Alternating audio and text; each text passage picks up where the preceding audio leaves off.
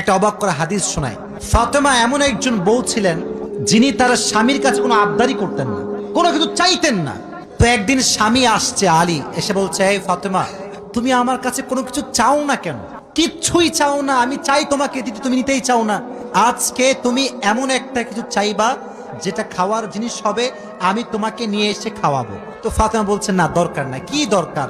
থাক না, কোনো প্রয়োজন নাই। তো আলী আজকে নাসরবান্দা, না আমি খাওয়াই ছাড়বো আজকে, বলো কি খাবা। উনি বললেন, আমার কিচ্ছু লাগবে না, জাস্ট বাজার থেকে একটা আনার নিয়ে আসবেন। কি নিয়ে আসবেন? তো আলী রাদিয়াল্লাহু তাআলা আনহু বলছে, ঠিক আছে যাও, আমি যাচ্ছি, তোমার জন্য নিয়ে আসবো একটা আনার। বের হয়েছেন নেওয়ার জন্য, বাজার থেকে একটা আনার কিনেছেন।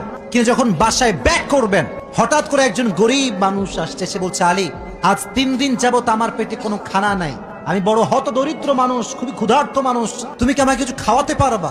আলী রাদিয়াল্লাহু তাআলা আনহু এতটা দান করার মেন্টালিটি ছিল, এতটা ভালো মানুষ ছিলেন, বইয়ের কথা ভুলে গিয়েছেন, ওই আনারটাও আল্লাহর রাস্তায় দান করে দিয়েছেন। তো যখন দান করে দিয়েছেন, হঠাৎ করে মাথায় আসছে, তো কার জন্য ছিল?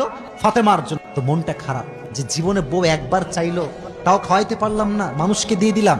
বাসায় আসছে, মনটা খুবই খারাপ। তো বউয়ের ভালোবাসা কাকে বলে খুব ভালো করে বুঝবেন।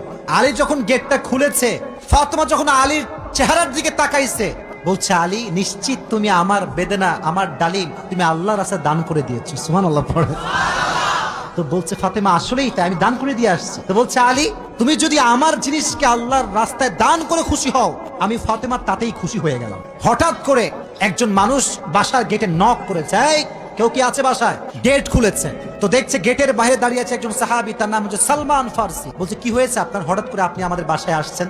বলছে, নবীজি তোমার জন্য 9টি আনার হাদিয়া পাঠিয়েছেন। তো আলী বলছে, নো, এটা আমার না, এটা আমার হতে পারে না। সালমান ফারসি বলছে, কেন? এটা তোমার জন্য পাঠিয়েছে। আলী বলছে, ভালো করে চেক করো, এটা আমার জন্য হতে পারে না। বলছে, কেন? বলছে, আল্লাহ তাআলা কোরআনে বলেছেন যে আল্লাহর রাস্তায় একটা দিবে, আল্লাহ তাআলা 10 গুণ বাড়ায় দিবে। তাহলে আমার তো 9টা হবে না, আমার হবে কয়টা? তো সালমান ফারসি এই কথা শুনে আবার পকেটে হাত দিয়েছে, হাত দিয়ে আরেকটা বের করেছে। বলছে, নবী তোমাকে 10টাই দিয়েছে, আমি জাস্ট পরীক্ষা করছিলাম। সুবহানাল্লাহ পড়েন।